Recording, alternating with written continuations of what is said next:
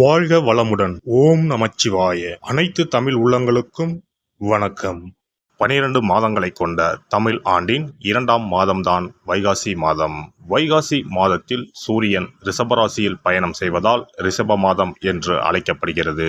வைகாசி மாதத்தில் பல தெய்வ அவதாரங்கள் நிகழ்ந்ததாக கூறப்படுகிறது. வைகாசி பௌர்ணமி அன்று சிவபெருமான் நெற்றிக்கண்ணில் இருந்து 6 பொறிகளாக ஆறுமுக பெருமான் அவதாரம் எடுத்ததாக சொல்லப்படுகிறது.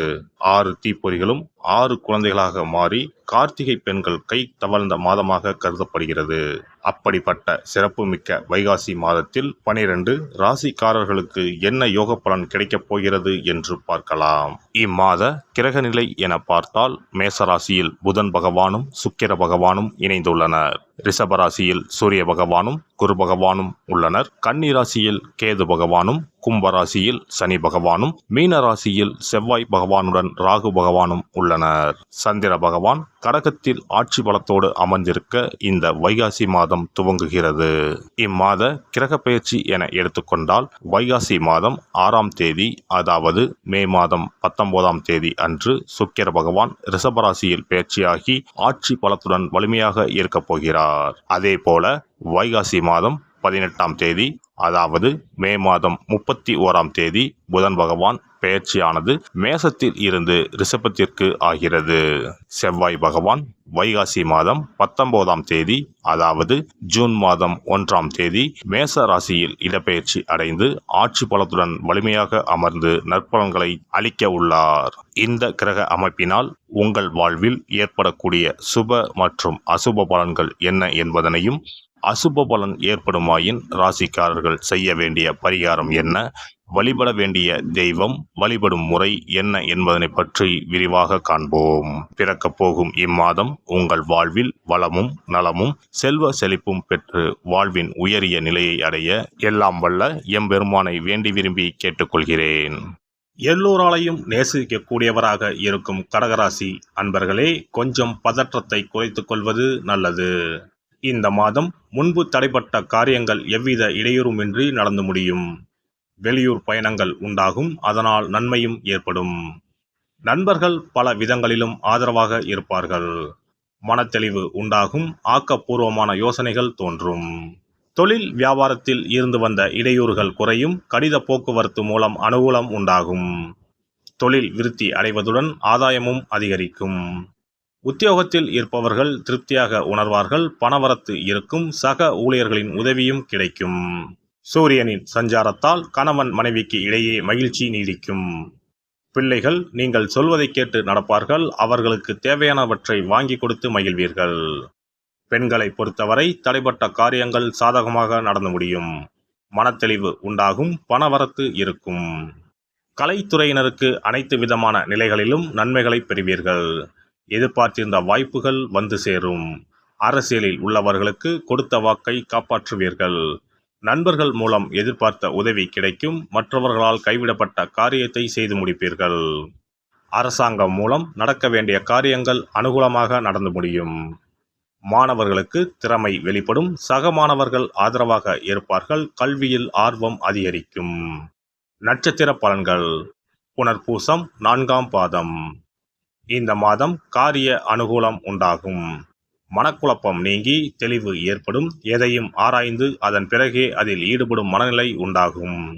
ஆன்மீக பணிகளில் நாட்டம் அதிகரிக்கும், பணவரத்து எதிர்பார்த்தபடி இருக்கும். காரிய அனுகூலம் உண்டாகும். மனோதைரியம் அதிகரிக்கும், வீடு வாகனங்கள் தொடர்பான செலவு ஏற்படும். தொழில் வியாபாரம் தொடர்பான காரியங்களில் சாதகமான பலன் கிடைக்கும். பூசம் நட்சத்திரம். இந்த மாதம் புதிய வாடிக்கையாளர்கள் கிடைப்பார்கள்.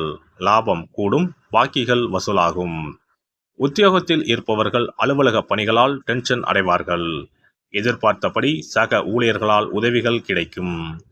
கட்டிடக்கலை சார்ந்த தொழில் செய்பவர்களுக்கு நன்மை கிடைக்கும். உடலை பற்றி தவறான எண்ணங்கள் தோன்றி மறையும். குடும்பத்தில் நல்ல சந்தோஷ தருணங்கள் ஏற்படும். ஆயுள்யம் நட்சத்திரம். இந்த மாதம் சுபகாரியங்கள் கைகூடி வரும். விலகி நின்ற உறவுகளும் உரிய நேரத்தில் கை கொடுப்பார்கள். புதிய வீட்டிற்கு செல்வது பற்றி முடிவெடுப்பீர்கள். கணவன் மனைவிக்குள் இருந்த மனக்கசப்புகள் நீங்கி உற்சாகம் பிறக்கும். குடும்பத்தில் மகிழ்ச்சி நிலவும். இடையிடையே சிறு சிறு சலனங்கள் ஏற்பட்டு மறையும். வெள்ளிக்கிழமை தோறும் அபிராமி அந்தாதி சொல்லி அம்மனை வழிபட்டால் பாவம் நீங்கி பிரகாசமான எதிர்காலம் அமையும். பஞ்சமுக விளக்கு ஏற்றுவது சிறந்தது. சிறப்பு தொகுப்பு. இனி வரவே வராது என நினைத்த பணம் திரும்பி வருவதற்கு இதை மட்டும் செய்தால் போதும். நாம் கஷ்டப்பட்டு சேர்த்த அல்லது சம்பாதித்த பணத்தை யாரையாவது நம்பியோ அல்லது அவர்களுக்கு உதவி செய்வதற்காகவோ கொடுத்து ஏமாந்து இருக்கலாம். அப்படி இழந்த பணத்தை திரும்ப இனி வரவே வராது என நினைத்த பணத்தை கூட சில எளிய தாந்திரீக பரிகாரங்களை முறையாக செய்தால் திரும்ப பெற முடியும். இழந்த சொத்து, இழந்த பணம் மற்றும் நகை ஆகியவற்றை திரும்ப வீடு தேடி வர வைப்பதற்கான எளிய பரிகார முறைகள் பற்றி இங்கே தெரிந்து கொள்வோம். இந்த 2 முறைகளில் எந்த முறை நமக்கு எளிமையானதோ அதை செய்து பயன்பெறலாம். வாங்கிய பணத்தை திருப்பி கொடுக்க முடியாமல் கடன் தொல்லையால் அவதிப்படுபவரை போல் பணத்தை கொடுத்துவிட்டு அதை திரும்பி வாங்க முடியாமல் தவிப்பவர்கள் அதிகம் இருக்கத்தான் செய்கிறார்கள். யாராவது அவசரம் என பண உதவி கேட்கும்போது நட்பின் அடிப்படையிலோ அல்லது இருக்கப்பட்ட சிலர் பணம் கொடுத்திருப்பார்கள்.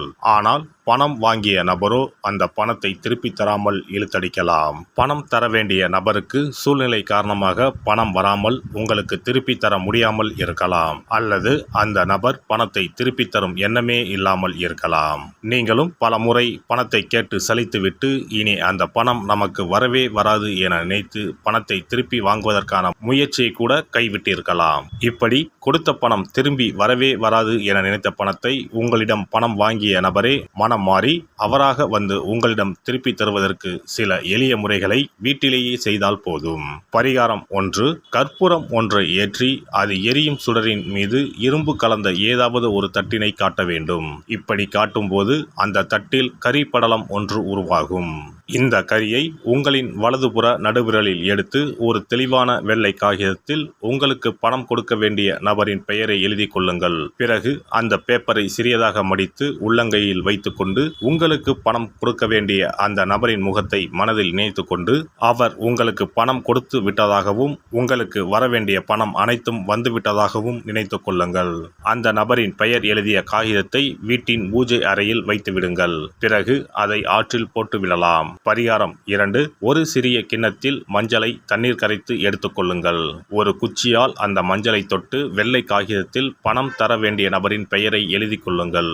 ஓம் ஸ்ரீ கார்த்த வீர்யாஜுனாய நமக என்ற மந்திரத்தை 27 முறை சொல்லி பணம் கொடுக்க வேண்டிய நபர் உங்களுக்கு தர வேண்டிய பணம் அனைத்தையும் கொடுத்து விட்டதாக நினைத்து வேண்டிக் கொண்டு அந்த காகிதத்தை சுற்றி வெள்ளை நூலால் கட்டிவிட வேண்டும். பிறகு அந்த காகிதத்தை ஆற்றிலோ கடலிலோ போட்டுவிட வேண்டும். இந்த 2 முறைகளில் யாருக்கு எது வசதியோ அந்த முறையில் பரிகாரத்தை செய்யலாம். ஏதாவது ஒரு முறையை பின்பற்றினால் போதும். 2 முறைகளிலும் செய்ய வேண்டியது கிடையாது. இந்த பரிகாரத்தை தெற்கு நோக்கி அமர்ந்து செய்ய வேண்டும். இந்த பரிகாரத்தை நம்பிக்கையுடன் தொடர்ந்து செய்து வந்தால் கண்டிப்பாக வராது என நினைத்த பணம் விரைவில் உங்களின் வீடு தேடி வரும்.